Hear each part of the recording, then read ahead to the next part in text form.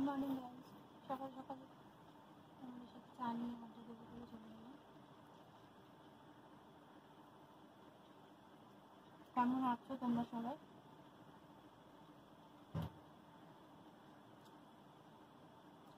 সকালবেলা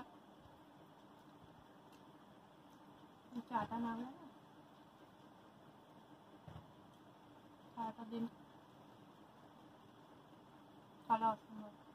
প্রথমে মধু তুলসী পাতা, কারণ আমার ভীষণ ঠান্ডার ধাত, আর এখন শীতকাল পড়ছে, আর খুব শরীর খারাপও হয়ে গেছিলো পুজোর সময়, ঠান্ডা লেগে জ্বর খাওয়া নিজে নিজেই সেগুলো সব ঠিক হয়ে গেছে। এই জন্য মধু তুলসী পাতা খেয়ে তারপরে চাটা খাই।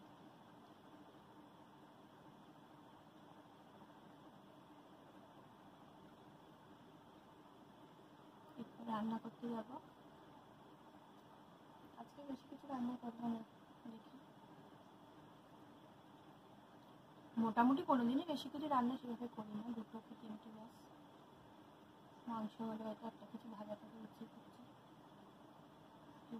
কুমড়ো দিয়ে ভাজা হলে একটা কিছু, মাংস মাছ করলে একটা কিছু, তরকারি কিছু, ডাল করলে একটা ভাজা বা চচ্চড়ি করতে হবে, আবার মাছ।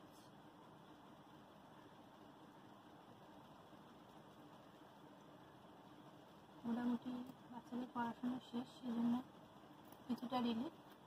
যে স্কুলের তারা, এখন তো করোনার জন্য স্কুল টুল বন্ধ, স্কুল কলেজ সমস্ত কিছু, বাট যদি খোলাও থাকতো স্কুল কলেজের তারাটা নেই, কারণ ওই পাঠটা আমি কমপ্লিট করে ফেলেছি। আমার মেয়েরা দুদিনই বড়, হাজব্যান্ড এইমাত্র বেরিয়ে গেল। ও বেসিক্যালি সকালবেলা ছাতু খেয়ে যেত, তো এখন কিছুদিন ধরে কিছুই খায় না, বাইরে গিয়ে দুপুরে লাঞ্চ করে নেয়। নাহলে আগে হলে ছাতু খেয়ে গেলেও দুপুরবেলাও লাঞ্চ করতো না,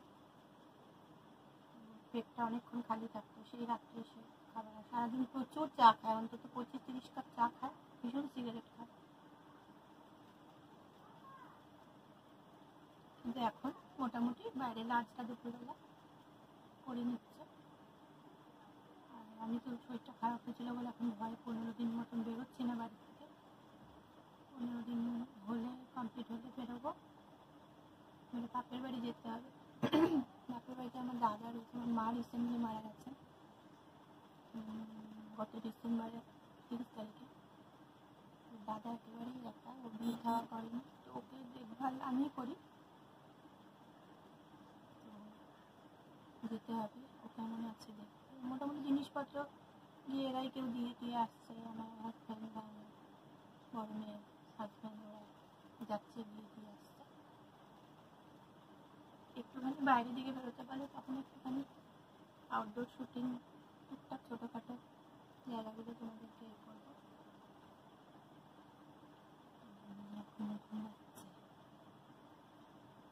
খুব লেট হয়ে যায়, আমি কথা বলছি আস্তে আস্তে তোমাদের সাথে। তোমরা সবাই কী করছো?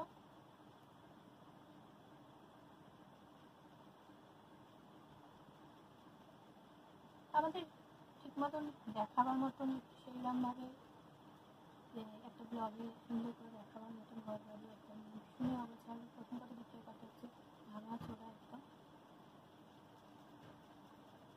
ঠিকঠাক হলে তখন আবার ঠিক মতন দেখানো যাবে। বাজার আমার হাজব্যান্ডই করে আমার বাড়িতে, আমি অত দোকান বাজারে যেতে পছন্দ করি না, আমার ভালো লাগে না বাজার ব্যাপারটা। যেমন আমার বাড়িতে আমার ছোটো যা রয়েছে, দেখাবো ওকে,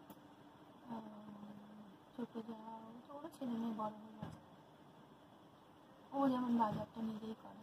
আমার দেওর অত যায় না, পছন্দ করে না, আর আমি তার উল্টো ঘুরে, আমি একদমই বাজার টাজারটা অ্যাভয়েড করি, খুব দরকার ছাড়া যাই না। আর আমি কিছু দামও জানি না, সবচেয়ে বড় কথা, মাছের দাম কত, মাংসের দাম কত, আলু পেঁয়াজের দাম কত, আমি বলতে পারবো না কিছু। আমাকে মানে একটুখানি কোনো দিনে যে হলো আমার হাজব্যান্ড আগে বেরিয়ে যায়, কিছু দরকার হলে হয়তো একটু আলু কিনতে যেতে হবে, সেটা আমার ছোটো যাকে আমার জিজ্ঞেস করতে হবে গিয়ে যে মানে কত দাম, তারপরে আমি সেটা কিনতে যাই বা কাউকে কিনতে দিই, দামটা জেনে নিই। কি অদ্ভুত না? এখন এই পর্যন্ত। আজকে আমার নাতনি এসছে,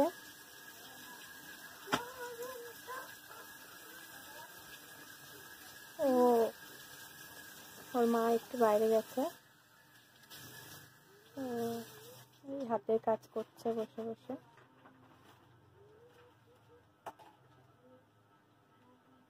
এই যে তোমরা দেখতে পাচ্ছ,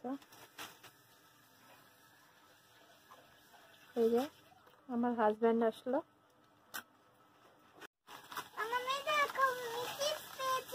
দেখি দেখি কে দিল? ও, ওই আমার হাজব্যান্ড এসছে, ওর জন্য চিপস নিয়ে এসছে, সেটাও দেখাচ্ছে। খাও খাও খাও। ম্যাগি বানাবে বলে আলু ডিম ভাজছে, এই যে ফাইনালি ম্যাগি। ব্যাস আজ এই পর্যন্ত।